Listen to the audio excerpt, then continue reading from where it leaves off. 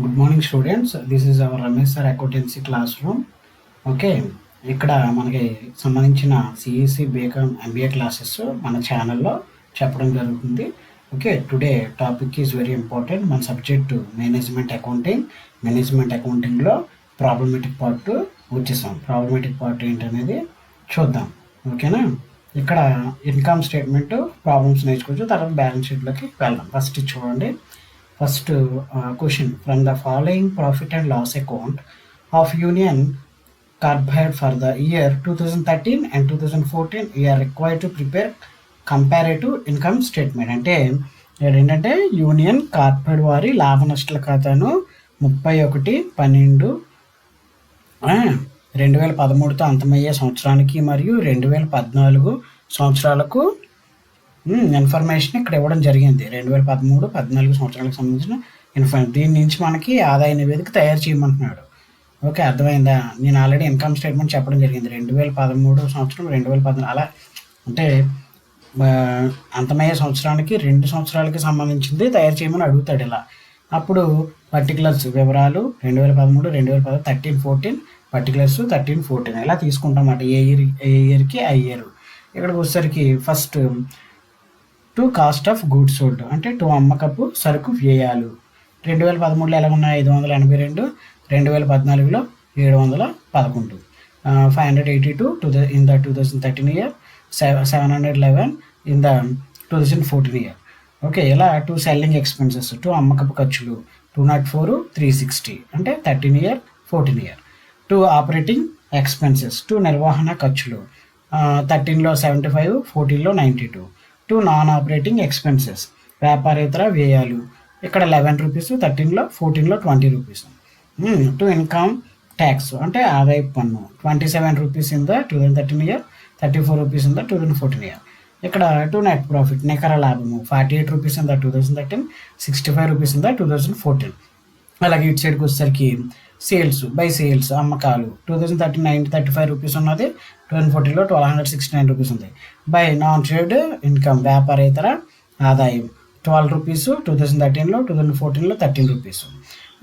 ఇంకా ఏది ఎక్కువ ఉందో అది దాన్ని బట్టి టోటల్ ఏదైతే అది తీసుకోవడం జరిగింది. ఇలా మనకి లాభ నష్టాల ఖాతా అనేది ఇలా ఇవ్వడం జరిగింది. ఇది ఏంటంటే ఇది లాభ నష్టాల ఖాతా అన్నమాట. ఇదేంటి లాభ నష్టాల ఖాతా. రెండు వైపులా ఈ తక్కువ ఉంది అటు సైడ్ టు నెట్ ప్రాఫిట్ తెలుసు కదా. ఇది టు నికర లాభం ఇలా ఇవ్వడం జరిగింది. టు నికర లాభం ఇది లాభ నష్టాలు కదా. మీరు ఇంటర్మీడియట్లో డిగ్రీ ఫస్ట్ నేర్చుకున్నారు కదా, ఫైనల్ అకౌంట్స్లో ఇది లాభ నష్టాలు ఖాతా ఇలా ఇవ్వడం జరిగింది. ఇక్కడ పెట్టుకోండి, మీకు డౌట్ ఉంటే లాభ నష్టాల ఖాతా అని PL account, profit and loss account. ఇదంతా ప్రాఫిట్ అండ్ లాస్ అకౌంట్ ఇలా లెక్కిస్తాడు. దీని నుంచి మనం ఆన్సర్ తయారు చేయాలి. అది ఎలా అంటే సేమ్ మళ్ళీ ఆన్సర్ అని పెట్టుకుంటారు. Comparative income statement for the year ended December 31st, 2013 and 2014 అంటే ఇక్కడ అర్థం ఏంటంటే December 31తో అంతమయ్యే సంవత్సరానికి 2013, 2014 2 సంవత్సరాలతో అంతమయ్యే సంవత్సరానికి తులనాత్మక ఆదాయ నివేదిక. ఇది ఒక ఆదాయ నివేదిక. ఆల్రెడీ ఫార్మాట్స్ చెప్పాను నేను. ఫార్మాట్స్ మీరు ఫాలో అవుతే మీకు అర్థమవుతుంది. ఫార్మాట్స్ ఏంటనేది చూసుకోండి ఒకసారి. ఇక్కడ వచ్చేసరికి పర్టికులర్స్ వివరాలు మనకి ఇయర్స్ 2013 సంవత్సరం ఉంది, 2014 సంవత్సరం ఉంది. అంటే అంతమయ్యే సంవత్సరాలు December 31st, December 31st. ఇక్కడ ఏంటంటే ఇంక్రీజ్ వాల్యూ డిక్రీజ్ వాల్యూ అంటే రెండు సంవత్సరాలకి ఎంత డిఫరెన్సెస్ ఉంటే పెరిగిందా తగ్గిందా విలువలు చూస్తే దాన్ని ప్లస్లోని తగ్గితే మైనస్లోని చూపించుకోవడం జరిగింది. Simple logic. ఇక్కడ పెరిగితే అన్ని ప్లస్లో అంటే ఇక్కడ ఈ సంవత్సరానికి సేల్స్ పెరిగాయా తగ్గాయా, ఈ సంవత్సరానికి ఇప్పటికి వ్యయాలు పెరిగాయలేదు, ఇక్కడికి లాభాలు పెరిగాయి అంతే. దీన్ని ఒకసారి ఫాలో అవుతే మీకు అర్థం అవుతుంది. చూద్దాం. ఫస్ట్ లెక్కలో సేల్స్ ఇచ్చాడు కదా, సేల్స్ నుంచి మొదలెట్టారు. ఫార్మేట్ చూసుకోండి. మొత్తం అమ్మకాలు ఎన్ని అయితే మనకి ఇక్కడ అమ్మకాలు కనిపిస్తాయి. ఇక్కడ అమ్మకాలు ఎక్కడ ఉన్నాయి, ఈ అమ్మకాలని స్టార్టింగ్ తీసుకోవాలి మనం. అమ్మకాలు అని చెప్పి 2013లో ఎంత ఉన్నాయి?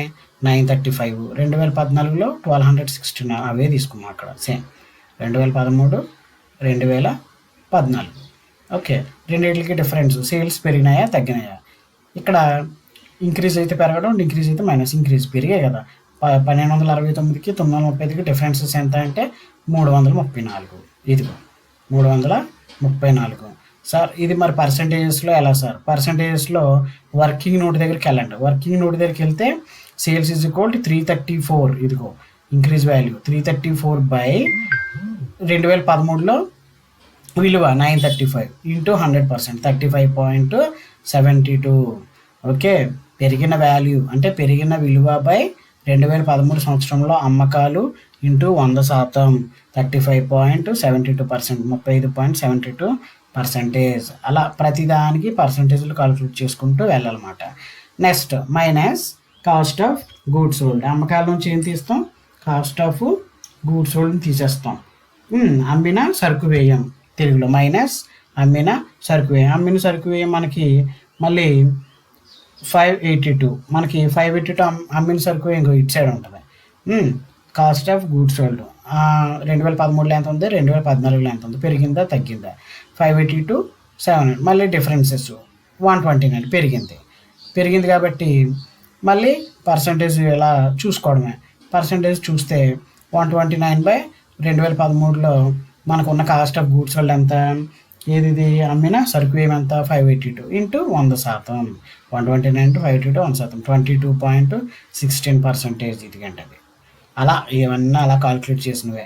సేమ్ ఇప్పుడు వచ్చేసరికి గ్రాస్ ప్రాఫిట్ అంటే సింపుల్గా అమ్మకాల్లోంచి అమ్మిన సరుకుల వ్యయం తీసేయాలి. అమ్మిన సరుకుల వ్యయం తీసేకి వచ్చేదే స్థూల లాభం, గ్రాస్ ప్రాఫిట్. ఇదిగండి గ్రాస్ ప్రాఫిట్. ఏ ఇయర్కి ఆ ఇయర్ 13లో 353, 14లో 558, రెండింటికి డిఫరెన్సెస్ మళ్ళీ సేమ్ ఇంక్రీజా డిక్రీజా. 205 పెరిగింది. దీనికి మళ్ళీ 205 బై 353 అంటే 2013 ఇయర్, అది ఇంటూ 100% కొడితే 58.07. మీరు ప్రతిదీ అక్కడ చాలా క్లియర్గా చెప్తున్నానండి.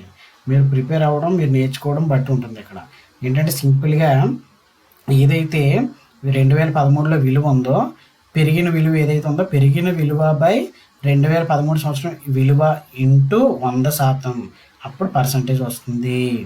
ఓకే, నెక్స్ట్ ఆపరేటింగ్ ఎక్స్పెన్సెస్, నిర్వహణ ఖర్చులు. లెక్కలో నిర్వహణ ఖర్చులు ఇదిగండి 2 ఆపరేటింగ్ ఎక్స్పెన్సెస్ ఇక్కడ ఉన్నాయి. 2013లో 75, 2014లో 92, రెండింటికి డిఫరెన్స్ 17.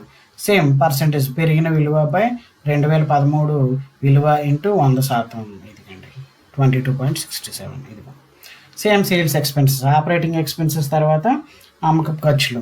ఇదిగండి ఇక్కడ ఉన్నాయి అమ్మకం ఖర్చులు, మీరు చూడండి 204, 360. ఇది కూడా సేమ్ అలానే పెరిగింది కాబట్టి 156 పెరిగింది కాబట్టి పెరిగిన విలువ బై 2013 సంవత్సరం విలువ ఇంటూ 100% అంటే పర్సంటేజ్ వస్తుంది. ఇప్పుడు మనకి ఈ రెండు కలుపుకుంటూ పోతే టోటల్ ఆపరేటింగ్ ఎక్స్పెన్సెస్ వస్తాయి. టోటల్ మొత్తం నిర్వహణ ఖర్చులు లేదా మొత్తం నిర్వహణ వ్యయం కల్పిస్తాం. చూడండి రెండు ఆపరేటింగ్ ఎక్స్పెన్సెస్ సేల్స్ ఎక్స్పెన్సెస్ కల్పిస్తే ఇలా వచ్చే విలువలు. దీనికి కూడా పర్సంటేజ్ చూపించాలి. పెరిగిన విలువ by total operating expenses into 100%. Same వచ్చింది కదా మనకి. ఇప్పుడు ఏంటంటే ఆపరేటింగ్ ప్రాఫిట్ అంటే నిర్వహణ లాభం ఎలా తెలుస్తుంది మనకి? ఏ మైనస్ బి. ఇంకండి గ్రాస్ ప్రాఫిట్ ఏ అనుకోండి, టోటల్ ఆపరేటింగ్ ఎక్స్పెన్సెస్ బి అనుకోండి. ఏ మైనస్ బి తీసిస్తే 74, 353 నుంచి 279 ఇలా. ఇది ఈ విలువ తీస్తే ఇలా, ఈ విలువ తీస్తే ఇలా ప్రతి విలువ వచ్చింది మనకి. దాన్నే ఆపరేటింగ్ ప్రాఫిట్ అంటాం. తర్వాత దీనికి ఏం చేయాలి? Add same percentage. ఓకే, మీకు కాల్కులేట్ చేయడం తెలుసు కదా, వర్కింగ్ నోట్లో ఉంది. Add non operating income. Non operating income అంటే వ్యాపారేతర ఆదాయం. ఎందుకంటే ఇక్కడ ఉన్నది మనకి వ్యాపారేతర ఆదాయం బై నాన్ ట్రేడింగ్ ఇన్కమ్. వ్యాపారేతర ఆదాయం 12, 13. డిఫరెన్సెస్ ఎంత? 1. దాని పర్సంటేజ్ కడితే 8.33 అంటే పెరిగిన విలువ బై 2013లో విలువ ఇంటూ 100%. ఇదికంటే దీనికి మళ్ళీ ఆపరేటింగ్ ప్రాఫిట్ వచ్చింది కదా, అది ప్లస్ నాన్ ఆపరేటింగ్ ఇన్కమ్ కల్పించుకుంటూ పోతే మనకి ఇదిగండి ఈ విలువలు వచ్చాయి. టోటల్ విలువలు ఇలా 2013లో 14లో 33 ఇంక్రీజ్ వాల్యూ, ఇక్కడికి వచ్చేసరికి పర్సంటేజ్ వాల్యూ 38.37%. ఇప్పుడు దీంట్లో మైనస్ నాన్ ఆపరేటింగ్ ఎక్స్పెన్సెస్. ఈ మొత్తం ఆపరేటింగ్ ప్రాఫిట్ ఏదైతే ఉందో, ఇక్కడ ఏదైతే ఉందో నిర్వహణ లాభం, దానికి ఏమో నిర్వహణ ఆదాయం కల్పిస్తాం. కలిపిన దాంట్లోంచి అదే నిర్వహణ ఆదాయం అంటే వ్యాపారేతర ఆదాయం, నాన్ ఆపరేటింగ్ ఇన్కమ్ అంటే వ్యాపారేతర ఆదాయం. తర్వాత లెస్ వ్యాపారేతర వ్యయాలు. వ్యాపారేతర వ్యయాలు ఇక్కడ ఉంటాయి మనకి. టు నాన్ ఆపరేటింగ్ ఎక్స్పెన్సెస్, వ్యాపారేతర ఆదాయాలు. వ్యాపారేతర ఆదాయాలు తీసేయాలి ఇక్కడ, లెస్ మాట ఇది అంటే లెస్. తీసేస్తే ఇలా వచ్చింది, 86లోంచి 11 తీసేస్తే 75, 199లో 20 తీస్తే 99, 33లోంచి 9 తీస్తే 24. మళ్ళీ పర్సంటేజ్లు క్యాలిక్యులేట్ చేస్తే ఇలా వస్తాయి. దీనికి ఒక పేరు పెట్టుకోండి, ప్రాఫిట్ బిఫోర్ ట్యాక్స్. అంటే ఇక్కడ పన్నుకు ముందు లాభం మాట ఇది, పన్నుకు ముందు లాభం, పన్నుకు ముందు లాభం. ఇప్పుడు ట్యాక్స్ లెస్ ఇన్కమ్ ట్యాక్స్. లెక్కలో మనకి ఇన్కమ్ ట్యాక్స్ ఇదిగండి ఇచ్చాడు 27, 34, ఇవి తగ్గించుకోవాలన్నమాట. Less income tax.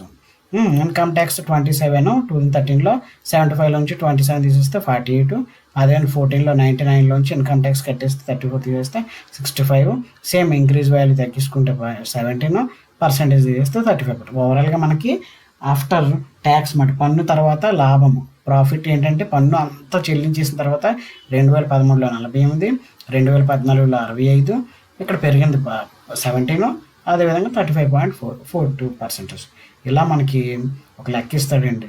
ఇచ్చినప్పుడు నివేదిక తయారు చేయాలి. చూసుకోండి బాగా, మీరు నోట్స్ రాసేటప్పుడు ప్రతి దాన్ని, ప్రతి పదాన్ని నేను తెలుగులో కూడా చెప్పాను. తెలుగు మీడియం వాళ్ళు వినాలి, అర్థం చేసుకోవాలి.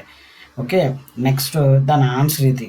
చూడండి, ఒక వీడియో చేయడానికి చాలా టైం పడుతుంది, ఇదంతా టైప్ చేసుకొని దీన్ని ఎక్స్ప్లెయిన్ చేయడానికి. ఊరికనే కదండి, ఇక్కడ వెంటనే అయిపోయేది ఏం కాదు. ఇలా వివరంగా మీకు ఎక్స్ప్లెయిన్ చేయడం దగ్గర నుంచి నెక్స్ట్ వర్కింగ్ నోట్ కానించి ఇదంతా టైప్ చేసిందే నా ఓన్గా, నేను ఓన్గా. ఇక్కడ ఎవరి హెల్ప్ లేదు. బట్ ఏంటంటే మీరు దీన్ని సద్వినియోగం చేసుకోవాలి. మీ ఫ్రెండ్స్కి షేర్ చేయండి. పక్క కాలేజీలో కొన్ని గవర్నమెంట్ కాలేజెస్ క్లాసులు అవ్వ, వాళ్ళకి చెప్పండి. మీరు ఎవరైనా సబ్స్క్రైబ్ చేయకపోతే చేయండి. అదేవిధంగా క్లాసు మీకు అర్థం అవుతుందండి, నేను చెప్పింది అర్థం అవుతుంది. లా సబ్జెక్ట్ కూడా మీకు మంచి మార్కులు వస్తాయి, ఎందుకంటే నేను చెప్పినవే వచ్చాయి. నన్ను ఫాలో అవుతే ప్రాబ్లమేటిక్ ఇంకా ఫాస్ట్గా మనం కంప్లీట్ చేయొచ్చు. రెస్పాండ్ అవ్వట్లేదు నేను, అది టైం నాకు చాలా పడుతుంది ఒక వీడియో చేయడానికి. దీనికి ప్రతిఫలం ఏంటంటే మీరు నోట్స్ రాసుకోవాలి, చూసుకోవాలి ప్రతిదీని, తర్వాత అర్థం చేసుకోవాలి. ఇక్కడ నేను ప్రతిదీ ఎక్స్ప్లెయిన్ చేశాను, వర్కింగ్ నోట్ ఫాలో అవ్వాలి. ఇలా అవుతే మీకు క్లియర్గా అర్థమవుతుంది చాప్టర్ స్టార్టింగ్ నుంచి. మరి ఈరోజు నుంచి ప్రాబ్లమేటిక్ స్టార్ట్ అయినా కాబట్టి మీరు జాగ్రత్తగా ఎప్పటికప్పుడు చూసుకుంటే మీకు క్లియరెన్స్ వస్తుంది. ఓకే, ట్రై టు అండర్స్టాండ్, మీరు ఫాలో అవ్వండి. ఓకే, మన ఛానల్ని ఎవరికైనా సబ్స్క్రైబ్ ఇంకా మీలో చేయకపోతే చేసి పక్క వాళ్ళకి, ఎవరికైనా పక్క కాలేజీలో ఉన్న వాళ్ళకి ఫార్వర్డ్ చేయండి మీ ఫ్రెండ్స్కి. ఓకే, ఇక్కడ వర్కింగ్ నోట్, ఇక్కడ స్టార్టింగ్ సమ్ దగ్గర నుంచి ప్రతిదీ నేను తెలుగులో చెప్పాను, నోట్ చేసుకోండి. నోట్స్ పంపిస్తాను ఆయన. ఇది కూడా ఓకే, ఇంగ్లీష్ మీడియం ప్రాబ్లం లేదు, ఇది ఎలా ఉందో యాజ్ ఇట్ ఈస్గా అలా నోట్ చేసుకోండి. Okay, thank you very much.